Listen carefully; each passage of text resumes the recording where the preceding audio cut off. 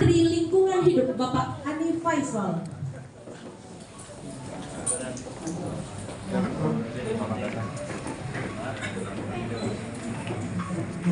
True.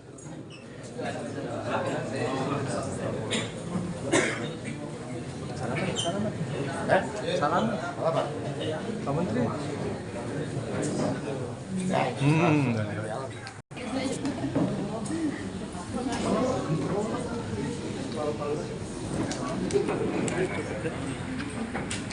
Hanif Faisal, yang kami hormati, PLT Deputi Pengelolaan Sampah dan Lingkungan Hidup Provinsi DKI Jakarta, Bapak Asep Kuswanto beserta jajaran. Asisten Perekonomian dan Pembangunan Seko Jakarta Utara, Asih Jakarta Utara, Bapak Edi Mulyanto, Camat Kecamatan Cilincing atau yang mewakili, Lurah Kelurahan Rotan, Bapak Kader Dawis Kelurahan Rotan, Kader GPS Kelurahan Rotan, PPK Tuhan Yang Maha Esa, sehingga pada pagi hari ini kita dapat berkumpul dalam acara monitoring dan evaluasi pengelolaan sampah Republik Indonesia, Bapak Hanif Faisal beserta jajaran. Sini ada Pak Adi Wardoyo, Pak Menteri, dan Ibu Deputi, Bu Menda, para direktur yang mungkin tidak saya sebutkan satu persatu seluruh jajaran. Kemudian diberikan drop point sehingga ini yang kita lakukan. Jadi hampir 59.000 jiwa ini hitungannya Pak Menteri langsung nih, kurang lebih dibagi koefisien orang menyapa.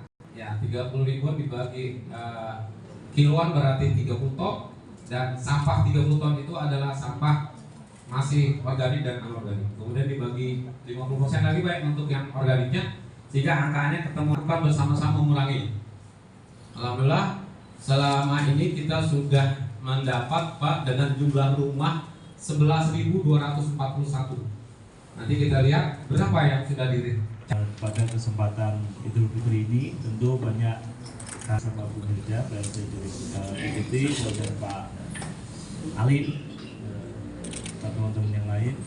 Kemudian kita bersama Pak Kadis Lingkungan Hidup, Bapak Asisten 2, Pak Mawan, dan Pak Kasudin, Pak Edi, serta ada Pak Lurah, masih Pak, dan Pak Sekcang ya.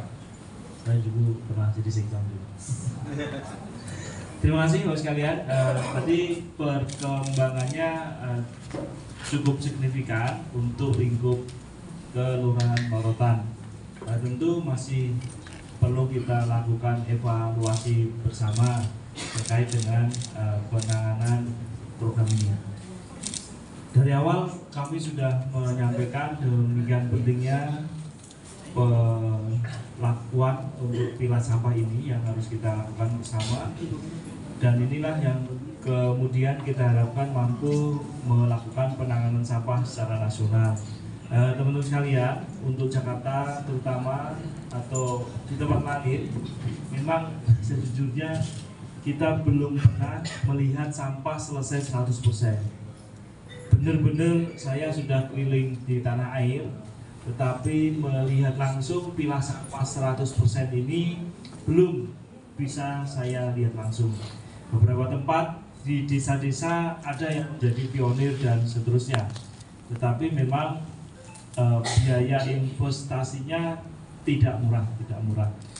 Seperti di Bali gitu, untuk suatu desa, kelurahan sangat pasif melakukan pilah sampah, tapi biayanya cukup sangat mahal. Nah, ini yang di Rotan kita mencoba pola yang paling sederhana, paling efisien. Tentu pola ini selain kemudian efisien anggaran, juga membangun budaya kita dalam pengelolaan sampah.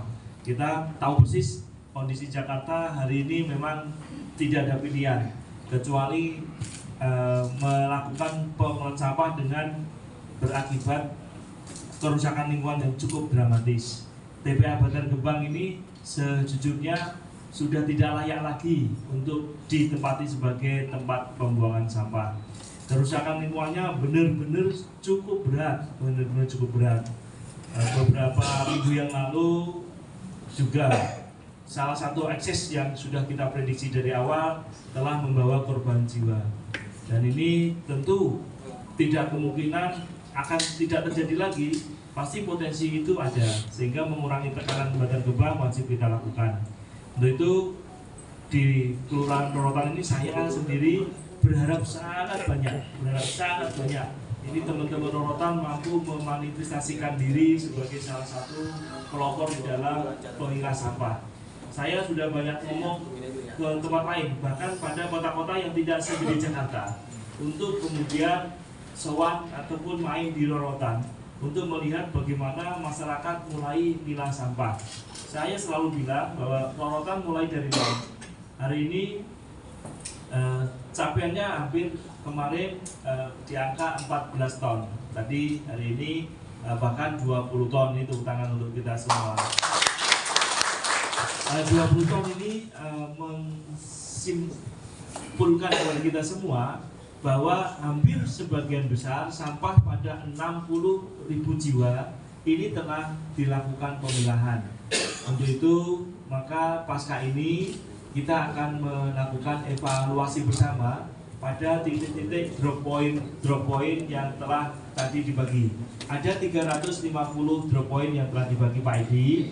Tentu ini masih perlu kita koreksi kembali.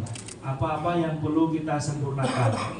Kemudian bila mana dalam karakteristiknya selama 1 bulan ini secara kontinu masyarakat telah pilah sampah, maka kemudian kita ingin menandainya, dilakukan dengan menempel stiker yang menyebutkan bahwa rumah tangga itu pilah sampah. Kita cukupkan dulu untuk pilah organik dan anorganik. Ini yang masalah krusial. Yang organik hari ini kita belum pikirkan, kita langsung dorong ke Rorotan. Tetapi yang organik ini yang harus selesai di sini. Ini menjadi penting, Pak. Kenapa Rorotan menjadi penting? Karena belum ada satupun model pilah sampah selesai di tanah air kita. Untuk skala provinsi di Jakarta yang harusnya telah mulai, kita belum mulai. Makanya kami ingin sekali bersama-sama kita membangun pilah sampah 100% selesai di Kelurahan Rorotan ini. Ini apakah contoh kecil? Iya. Langkah kecil? Iya. Tapi langkah kecil ini menjadi fondasi besar untuk daerah khusus Jakarta. Kita belum pernah melihat, kami sudah banyak melihat on the spot pengelolaan sampah, tetapi sifatnya hanya semacam showcase, tidak bicara real bagaimana sampah dikelola. Banyak yang bank sampah unit, bank sampah induk yang kita lihat, tetapi tidak atau belum mencerminkan bagaimana sampah sejujur-jujurnya dikelola kita. Hanya sebagai kamuflase pada saat kunjungan ini, tapi ibarat bunga teratai di kubangan lumpur. Indahnya teratai itu kemudian tidak diimbangi dengan bersihnya lingkungannya. Ini yang kita lihat. Bank sampah unit atau kelola sampah di Jakarta belum fundamental dalam menyelesaikannya. Maka hari ini kita patut berbangga. Meskipun dalam skala atau baru dalam skala kelurahan, maka Kota Jakarta Utara mencoba menghadirkan substansi fundamental dari pengelolaan sampah.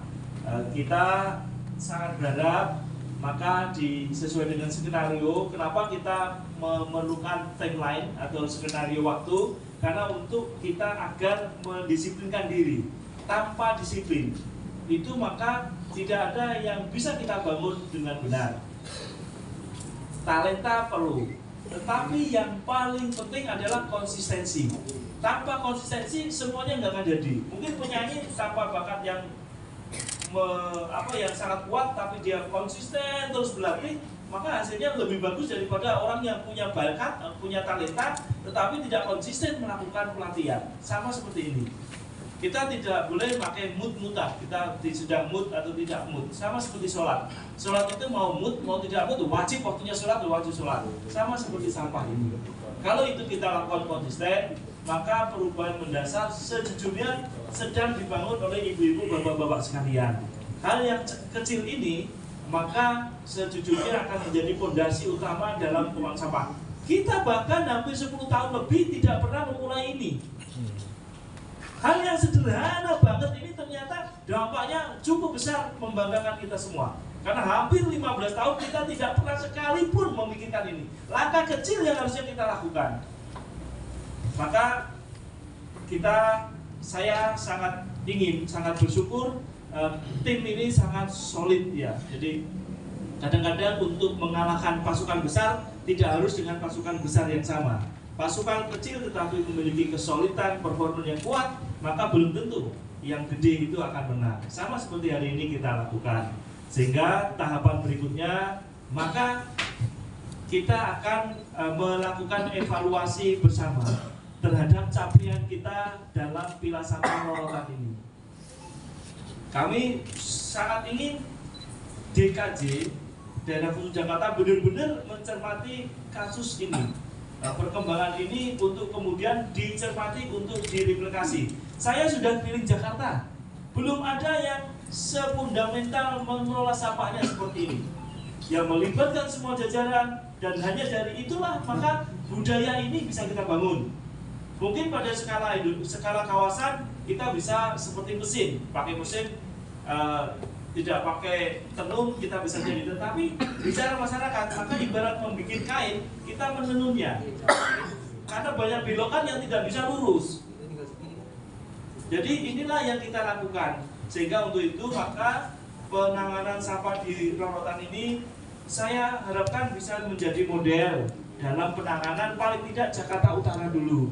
Saya udah matur kepada Pak Wali Kota, Pak, ini kan sudah diceritakan oleh Pak Edi Mulyanto membangun, kita kemarin tahun 2025 mencoba melepaskan ini ke Jakarta Utara, tapi tidak bergerak. Sudah deklarasi, bermacam-macam deklarasi, tiap menit deklarasi, begitu kita minta satu contoh pun untuk selesai, nggak ada yang selesai. Maka di tahun 2026, pokoknya Pak Wali Kota, saya turun sendiri ke satu kelurahan, tunjuk aja satu kelurahan, kita kerjain bareng. Nah, alhamdulillah, sekali lagi ternyata Rorotan bisa. Sekali lagi tepuk tangan untuk Rorotan. Desainnya sudah lama kita susun. Maka kami harap Rorotan yang sudah mulai tumbuh menjadi pionir ini agar kemudian diformalkan.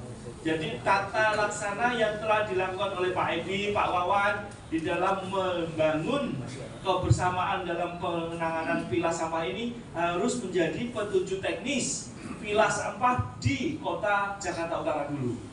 Nanti tugasnya Pak Asep mereplikasi untuk di Jakarta yang lain. Apapun yang kita bangun, teknologi yang nanti ke depan kita akan bangun atau sekarang saat ini sudah ada, maka kuncinya hanya dengan pilah. Tanpa pilah maka persoalannya cukup berlarut. Boleh kita membuang di Bantar Gebang, tetapi sampahnya harus pilah. Tidak boleh ada sampah organik dibuang di Bantar Gebang. Kalau itu yang dilakukan, sejujurnya Bantar Gebang ini bisa lebih lama umurnya. Tetapi keteledoran kita selama lebih dari 37 tahun membuang sampah langsung di Bantar Gebang, hari ini yang terjadi benar-benar kerusakan lingkungannya hampir tidak bisa dipulihkan lagi karena keteledoran kita semua. Maka apakah kita akan seperti ini terus? Kita memulai langkah awal ini, langkah kecil tetapi mestinya harus segera diperbesar. Kenapa saya berharap banyak? Karena Jakarta mampu untuk itu. Hasil evaluasi ini kita harapkan segera dilakukan perbaikan yang diperlukan. Selanjutnya, dengan pilah ini akan direplikasi pada kelurahan lain pada Kecamatan Cilincing, Pak. Sekali lagi Pak, kita digaji baju bagus-bagus ini, masalah dasar ini loh, masalah layanan dasar ini loh harus kita perhatikan.